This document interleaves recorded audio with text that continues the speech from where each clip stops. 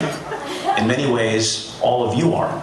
Long before an office like mine commences an investigation, people like you in this room will have had innumerable opportunities to guard against corruption. No one should expect immunity from inquiry because no one is above the law. In less than 2 years, 49 people charged with insider trading, 44 convicted, and 8 sentenced. One of his former colleagues described Preet as a prosecutor's prosecutor. Yeah, very interesting guy.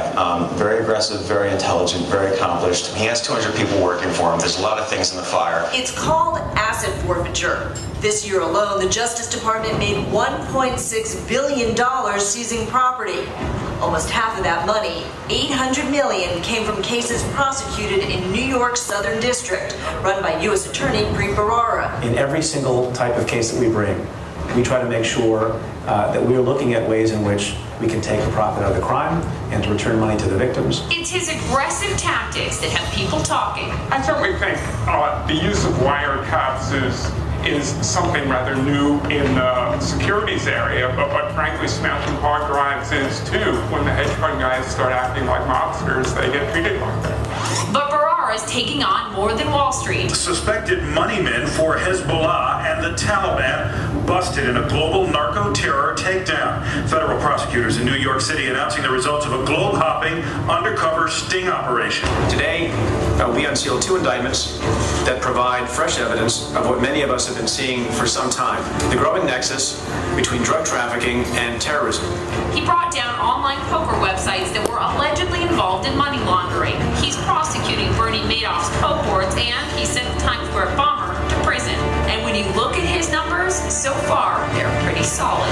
Guilty, guilty, guilty, guilty, guilty, and guilty. All his life he has been a fighter for a cause, basically. Anybody who needs his help at any time will be more than willing to help him out. I often say there is no one better situated to promote equality, preserve liberty, and prevent cruelty than the person who has genuinely dedicated himself to becoming both a master and a servant of the law.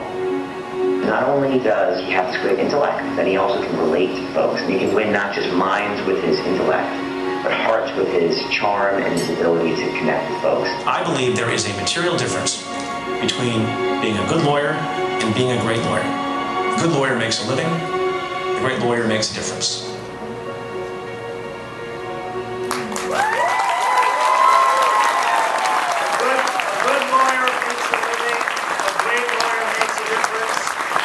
Welcome the U.S. Attorney for the Southern District of New York, Preet Bharara, the most dynamic law enforcement.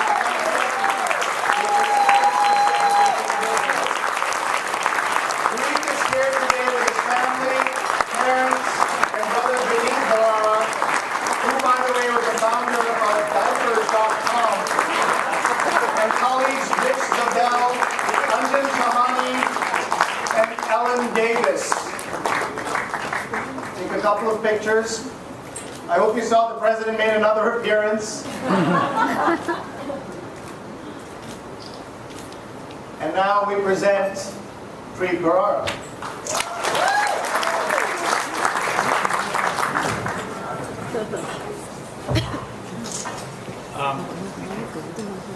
Thanks very much. Thanks very much. It is an incredible honor simply to be invited to this event, much less to get an award at this event. As you probably are aware, as an Indian American or any kind of Indian, I had basically 3 goals that were set for me by my parents. First, go to medical school. I totally failed at that. Second, win a spelling bee.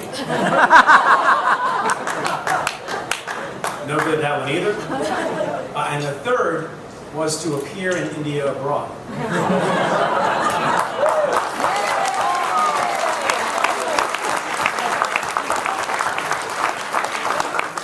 So I am very proud today to say that I'm 1 for 3.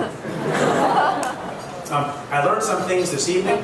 I had heard, but not fully appreciated, how many Indian Americans had won spelling bees, and this evening we acknowledge the great achievements of someone who had won the spelling bee in the most recent competition, and then we heard that the last of the last 4 spelling bees, all of the 4 were Indian American, which causes a person like me to decide to open an investigation.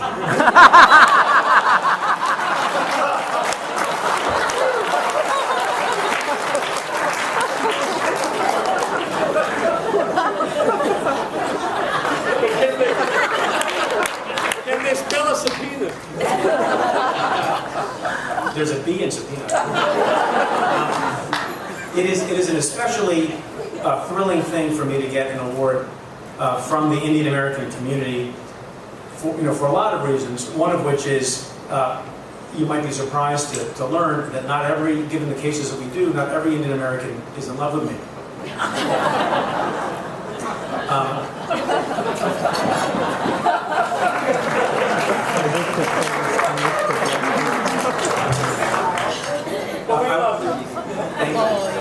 I want to thank India Abroad. I'm only half kidding when I say that it was an ambition of my parents and of a lot of parents in a lot of different places to have one of their children be mentioned in India Abroad. I will tell you that the first time I appeared in India Abroad was far too late for my parents. It was in 2005 when I was working in the United States Senate, and I had been working on the confirmation hearing for the senior senator from New York on the John Roberts confirmation, who was in the news a little bit this week. And there was an article that ran about the work I was doing in the United States Senate, and I don't think I'd ever seen my parents smile as broadly as they did when that article came out. So I felt like I finally arrived sort of at that point. The funny thing about getting the Person of the Year award, which is a very sort of dramatic award, is that I don't even feel like I'm the Person of the Year in my own family. And you heard a mention of this. We have a very competitive family in my house. There's me, and there's my brother Vinny, who's here. And just a quick story, some of you may know this. So in my family, we compete and we try to do well and try to make our parents proud, and occasionally appear in India Abroad. I went to law school. My brother also failed in the first ambition of my parents. Also did not go to medical school. Went to law school as well. We both went to college and studied political science, and then each of us went to the same law school, Columbia Law School. I graduated in 1993. My brother graduated in 1996. We had very similar careers. I went to a law firm in New York. He went to a law firm in New York. I went to a smaller law firm after that to get some more litigation experience. He went to a smaller law firm to get more litigation experience. After that, I decided to do the thing that I've always wanted to do. The only thing I ever wanted to do as a lawyer was to become a prosecutor. And I applied to and got accepted at the United States Attorney's Office for the Southern District of New York, the place that I now get to lead. My brother, meanwhile, at the height of the internet bubble, starts an internet company. We all invested money in that company. We all lost all our money. That's what brothers are for. So he survived somewhat, got a job at another company and did all right. Meanwhile, I decided to go work in the United States Senate for a period of time because I got this opportunity. And then at some point after that, I got the opportunity to find out that I might become nominated by the President to be the U.S. Attorney for the Southern District of New York, which will be, no matter what else I do in my life, the greatest honor of my life. So I thought, in the family, I'm doing pretty good. Meanwhile, my brother calls me up at around the same time that I'm going to become the United States Attorney and says, Preet, I just want to let you know, I'm thinking about doing a new thing. I said, what's that? He says, I'm thinking about starting a new business. I said, okay, what kind of business? He says, I'm thinking about selling diapers. I said, like door to door? He says, no, you may be familiar with this thing called the internet. We're going to sell them on the internet. I said, okay, who are you going to do that with? You can do that alone. He said, I'm going to do it with Mark, my best friend from high school, who's the same guy he did the first company with, in which I lost all my money. And I said, so you're going to do that on the side while you have the job you have with healthcare? He said, no, we're going to quit our jobs, we're going to take all our savings, we're going to invest it fully in this new thing, and we're going to sell diapers on the internet. And I said, knock yourself out. So he does that. I then find out that I get nominated to and confirmed to be the United States Attorney. I have a great time. It's a pretty cool job. I have, among other things, subpoena power.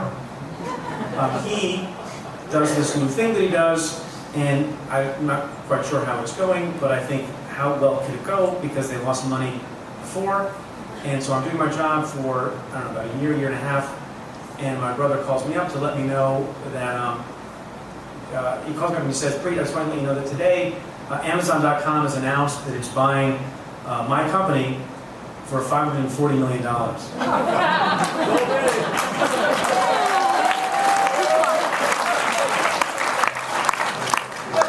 Which was basically my brother's way of saying, hey, bro, I see your whole U.S. attorney thing, and I raise you $540 million. Now, people often ask, which of the children are your parents more proud of?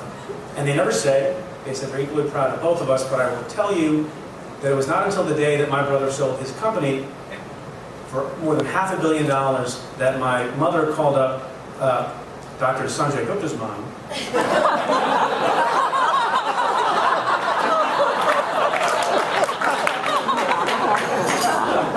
Who is not a winner this year.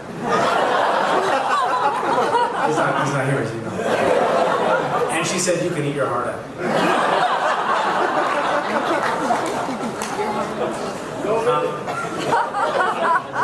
Those are mostly jokes, other than the $540 million part.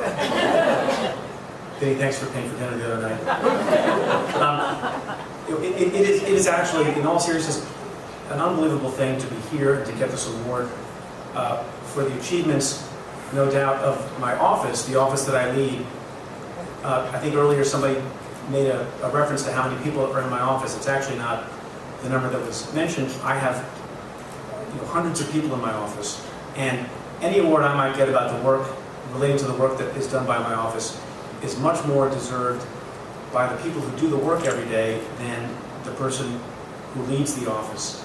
The lesson in all of management is this: if you are smart enough to hire people who are smarter than you and better than you, and promote people who are smarter than you and better than you, you can actually win a lot of awards. And I just want to point out a couple people who are here this evening. Rich Zabel, who is a deputy U.S. attorney, who's one of the best lawyers I've ever met this year.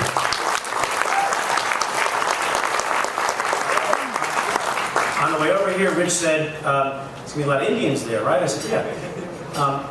Are they going to notice that I'm not Indian? I said, no, we're going to just say you're from the very, very northernmost part of India. Anjan Sani, who has been a leader in my office for years and years, and before I got there, who is the chief of the terrorism unit and is now the chief of the securities unit, which, among other things, has supervised the greatest Ponzi scheme in the history of the world, and including the guilty plea of Peter Madoff today. Anjan Sani is here, and I want to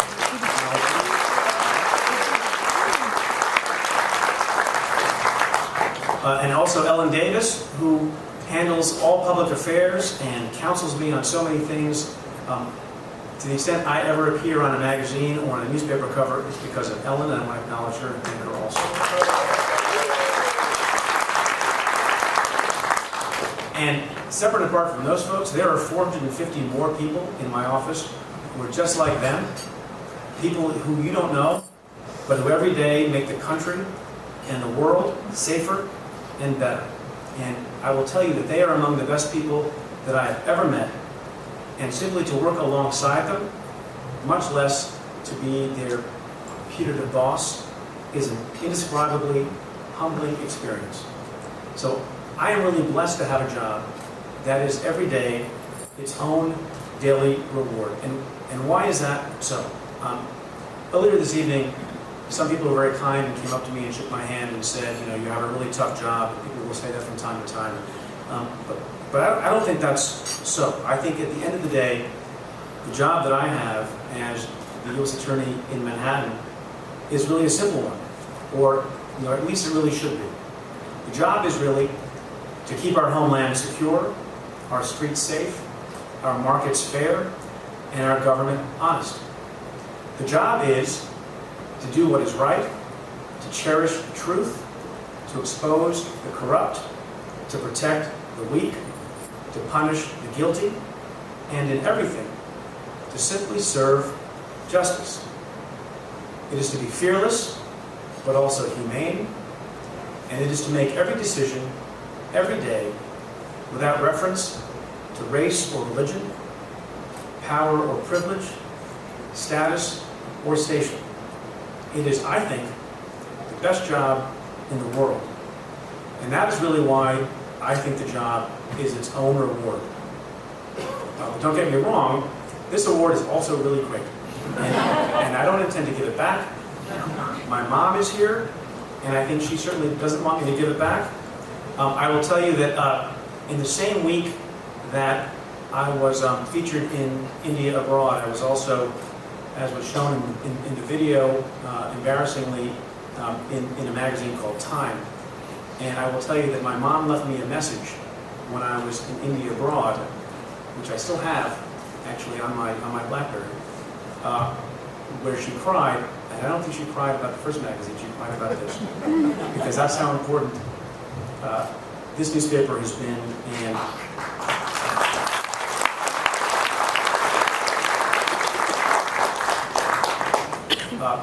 my mother, who some of you may have met, most of you probably haven't, is responsible for a lot of things in our family. To the extent my brother and I, Vinny and I, have a sense of humor, or humanity, or humility, or, in my job, a sense of mercy, that comes from my mother. And I wouldn't be where I am today without her.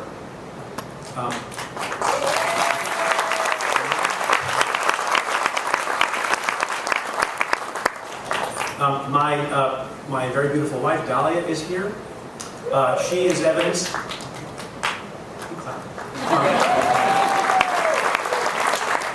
She is evidence of the old saying that behind every successful man is a surprised woman.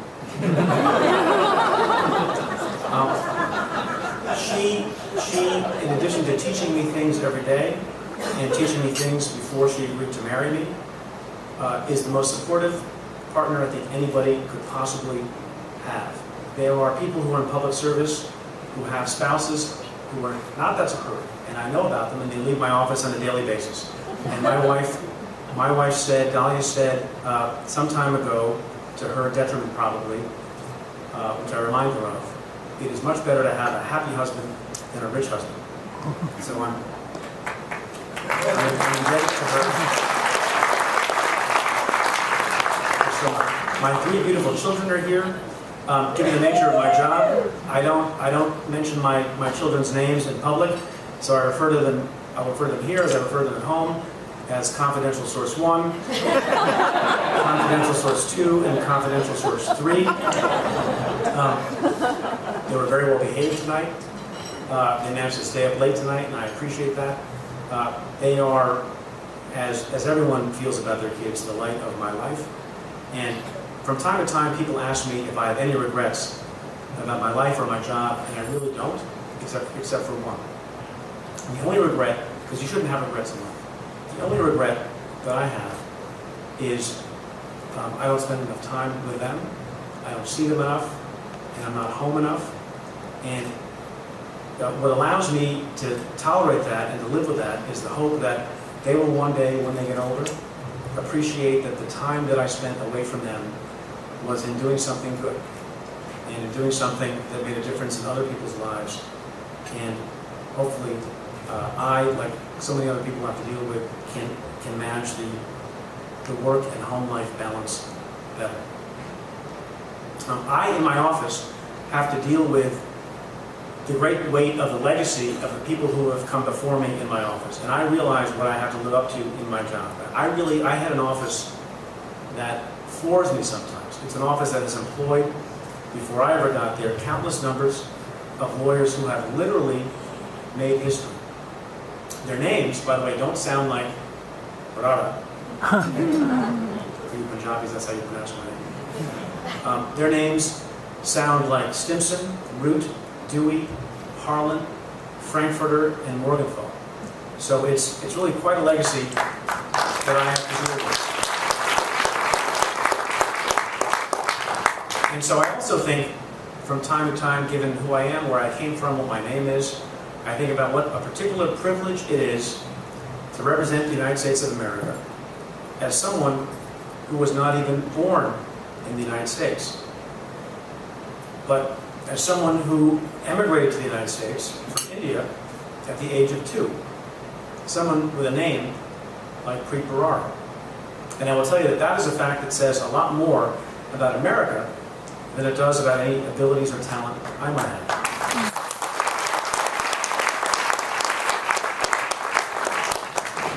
At my formal swearing in as a U.S. Attorney about 3 years ago, I talked a little bit about my father's reaction to my nomination. He was awesome. You see, for my whole life, my dad was a studiously unemotional man. But in the months leading up to my confirmation, he sometimes seemed to become a bit overwhelmed by the prospect of his son becoming the United States Attorney for the Southern District of New York. But perhaps that was understandable for a man like my father, who was born more than 70 years ago, halfway across the globe, who grew up in a small village, who lost his mother while still a toddler, who lived for a time in a home without even basic plumbing, and who became the first member of his family ever to go to college. He brought our family to this part of the world some 40 years ago with only a few dollars in his pocket and a hope in his heart that we would have a better life in this country and that his children might one day amount to something in America. And so when you are an Indian immigrant who becomes a naturalized citizen at age 12, who later becomes chief counsel to a United States senator, and who later still is nominated by the first African American president to become the first Asian American U.S. attorney in Manhattan, you begin to believe that anything is possible in America. And when you are then confirmed as U.S. attorney, even though your name is Preet Bharara, when you understand that your photo will nonetheless one day hang on a wall alongside people with names like Henry L. Stimson and Whitney North Seymour Jr. and Robert M. Morgenthau, when your father came from nothing and you have everything, then you know anything is possible in America. In fact, I sometimes feel that I will not have enough breaths in my body to give back what I feel I owe my adopted country.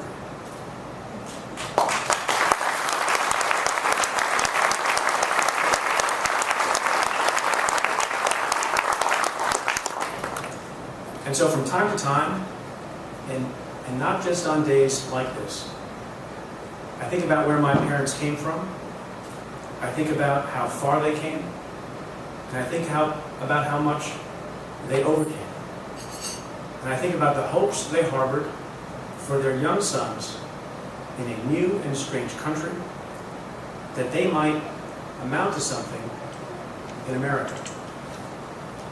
And I think also, if there is still something called the American dream, and I have dreamt it, I have lived it, and I hope I never awaken from it.